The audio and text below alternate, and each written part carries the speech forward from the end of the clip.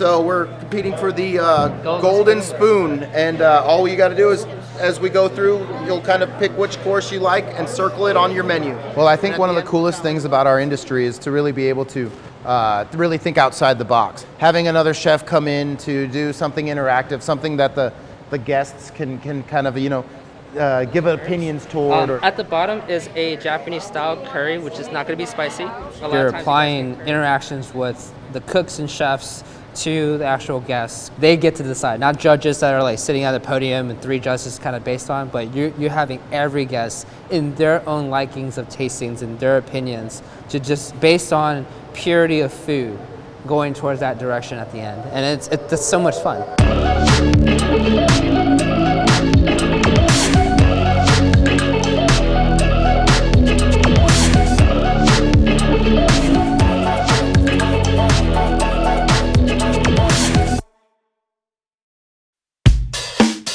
I'm Chef Tim Condon here of the Angry Cactus, and today we have Teddy from San Antonio. It was really cool to be able to battle today. Thank you for having us. All right.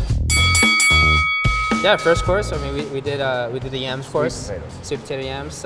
We brought in some purple yams and also some sweet yellow yams. So mine was actually like a yin to the yams. It has a little spicy, a little bit sweet, a little bit hot, a little bit cold. So we got a little bit texture and also temps.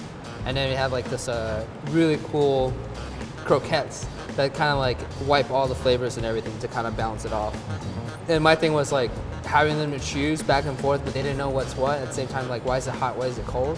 Yeah. And then that gives it that extra flavor that kicks that kind of bounce it off too as well. And the contrast between the 2 types of sweet potato, you got that Okinawa sweet potato, it's got that rich kind of sweetness in the background, and then you've got that yellow sweet potato that's got just a much milder flavor in general. So I just try to keep mine as simple as possible on the yellow side, and then use a little more aggressive flavor profiles for the purple potato.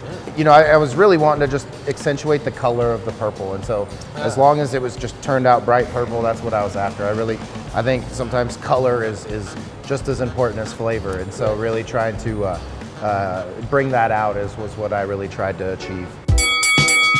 And then, of course, the second course was the pork belly, one of my personal favorites. I liked your touch of very interesting and complex plating.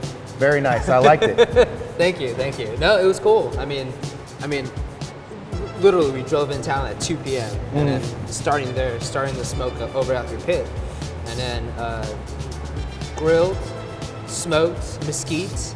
I mean, then braised, and then after that we poached it in ponzu sauce, and then after that we steamed it just for service before it actually went out. I mean, who does that? Yeah, that's pretty cool. I was like, damn, but yours, you cured it. Yeah. Well, I had a day head start because I got the product here, but I took a little just Captain Morgan, try to keep it simple, but really try to have those pan drippings from the braising liquid.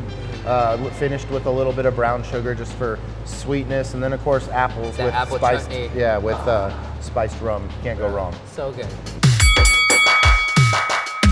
Third course. Yeah, the lamb. The rack of lamb. Of course, here in West Texas, it's a staple lamb, and so we sell a lot of lamb, and so I thought, what a great ingredient to put on the menu, And yours was amazing. Tell us how you did it. Dude, ours, man, we marinated ours in chimichurri.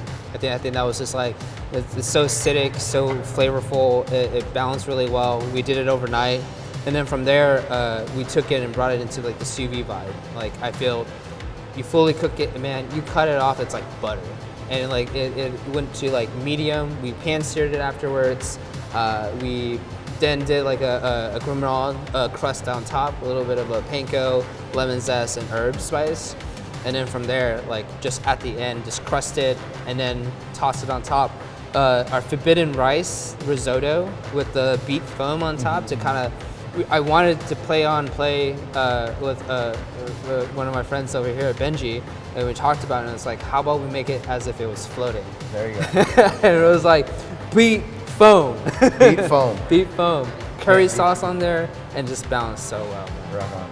Yeah, and one of my favorite ways to cook lamb is that South American style. So you got that cumin, a little bit of thyme, some garlic and stuff, and we just lightly roasted it little quinoa corn cake, and then that aji that had some acidity, that green sauce. but it had a good amount of citrus as well as the mint and the cilantro. But don't forget, you have that cream of avocado in there. Yeah, exactly. Oh, good. And it kind of gives you that fat that you need to kind of like contrast with the corn cake, which is on the drier side. So good. It's really fun.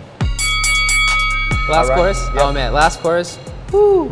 Stone fruit. Yep, stone fruit. So Stone we fruit. used two different. I used two different versions: the pear and the apricot. Nice. A little prosecco cake, little cream, and then just a little bit more pear to just kind of make the sweetness happen. Yeah.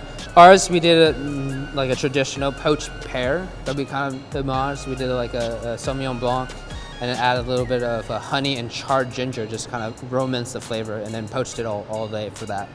Then we took it to kind of the next level on it. We kind of added like some chard meringues, some blueberry compote with the cardamom flavor. We had a rum whip that we actually did with a vanilla kick at the bottom, and then that granola just to kind of get that little extra texture too as well. And then I've been sneaking in beets in every dish. Beets kind of like a thing for me, and that's always been. Everyone knows like if I put a beets there, like that's me in a plate. And we did this rose petal beets that was like right there on top, just to top it off. Color and texture. Yeah, it's all about it. All right, so the winner of the 2020 food fight, hosted by the Angry Cactus, is Chef Teddy. Well, I think what's really cool is, this is kind of a motion to kind of jumpstart the outside the box thinking, the post kind of pandemic type of thought. And so doing really cool events like these and thinking outside the box, I think that's really what the inspiration that I'm trying to provide is, doing things like this and creating just camaraderie between staffs from all the way from 3 hours away and having that kind of interaction with people in our industry. Yeah. I mean, honestly, from now, city on city with the golden spoon that we have now in the process, it's like, passing down the torch to the next city, and then competing against the same concept in the same direction.